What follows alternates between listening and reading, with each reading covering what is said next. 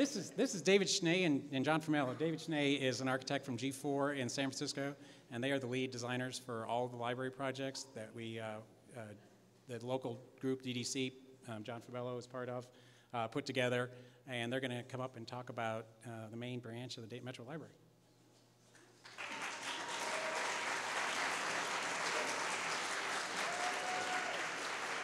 Okay, so I'm David. John Formello. And how many of you heard Jane Close's library presentation a week ago? Just a couple. This is an expansion on it, but most of you will be fresh. So let's see. There we go. So, Lego. How many of you have played with Lego or have a child who's played with Lego? I have them right here. Dayton librarians taught me, lifelong Lego player architect, that there's a new way to put them together. It's always been there. X and Y come together like the picture on the right. I didn't know. How many of you knew that? Only a few, much less. So we're thinking out of the block. Librarians teach us new things. This is what your library used to look like. It's what we have, and we close our eyes and we imagine what a library is, a temple for books, a monument that you come up to. What a wonderful piece of history. But now we're thinking ahead to what's coming next, and the library is what we have across the street. And this is still a beautiful mid-century modern building, my age. I think I'm a great age as well.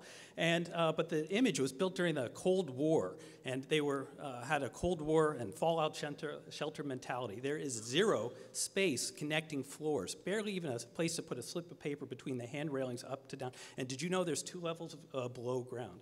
So we're thinking out of the block, thinking out of the box, inverting the library from an inwardly focused to an urban engaging, community engaging, people transforming place. So here was an early sketch we did of combining old and new together and trending from being inwardly focused to externally focused here. We take this and we then develop models of it, which is what this building's starting to look like as it unifies into one building and totally transforms its identity. Look at all the transparency and glass, the materials becoming engaging to the community, and zests and pops of color of the building, which will become a trademark amongst many projects. So here we're looking at 3rd Street and Patterson on your right, and now this is what it's like if you're coming up. Beautiful brick, metal, pleated metal, picking up the geometry of the skews in the building, and which is the striped gray, the bright green resin panels, and wood porch welcoming you in at a civic scale, 3-story spaces connecting the building.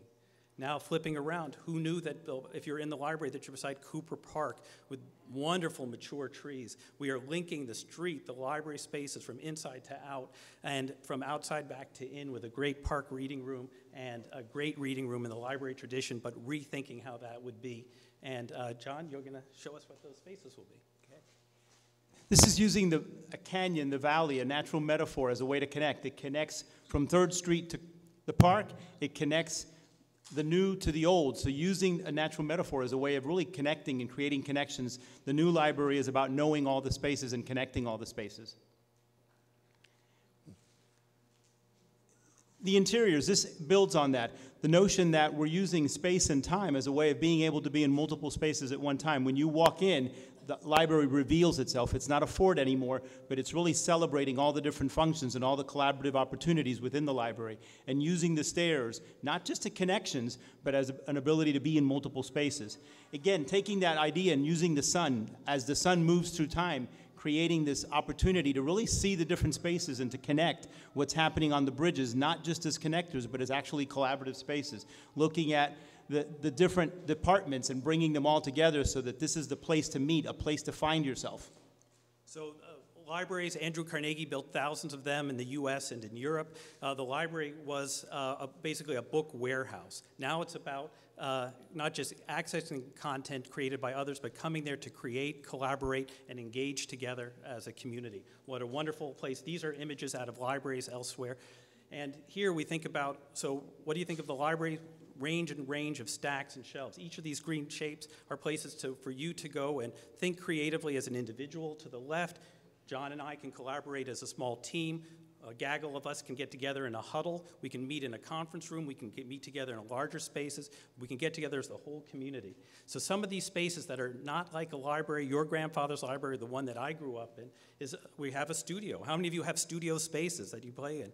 So now the library has a studio place, but it's shared by partners or libraries prototyping and incubating new types of services right on our 100% corner of 3rd and Patterson. These are changing exhibits. At the other end of the corner of St. Clair and 3rd is a laboratory space for evolving library services. Can you imagine people taking apart or building an electric car inside a library? We're doing a cooking demonstration in a library in a space not so dissimilar than this, with a stained concrete floor and a drain in it and a demonstration kitchen. This is going to be in your new library. And then gathering together as a community. Why go into just an old-fashioned auditorium that sits dark for most of the day, except for a few hours here? Here out on the left is a whole sliding glass wall, and you come in with amphitheater-style seating, windows to Cooper Park, and flexible seating, and it's just a place to come and hang out. And similarly, we have a space on the 3rd floor on the corner, which is our out-of-the-box black box theater, but it's transparent. You can come in here and do a presentation like this and record it, or you could bring a band and do your own music or art performance there as well. A whole spectrum of spaces for new spaces that are not like your traditional library. Again, rethinking the library. A reading room is not just for reading. The reading room is reinventing itself and looking at opportunities to collaborate, connecting with the community, bringing the inside in. A lot of the current libraries' windows are masked out to protect the space inside. This is all about making the connections and celebrating the connection between in and out. Again, Park Reading Room, special place, a living room, a place where you're collaborating, a place where you're just hanging out, a place where technology is infused and everything is happening in that space. I'm going to go to the next one. The spaces that we're creating, if everybody that's here for the library or that's worked on these projects could please stand up. One of the things that we're doing, just while I'm finishing the slides, all of you stand up if you're working with the library in some way. Woo!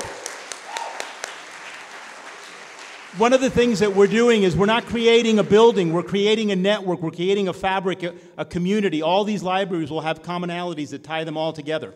So back to Lego again. Truth be told, we were doing a workshop on patron custom.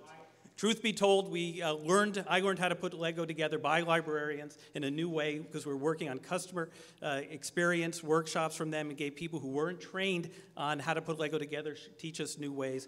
What will you invent today from new ways of thinking out of the box?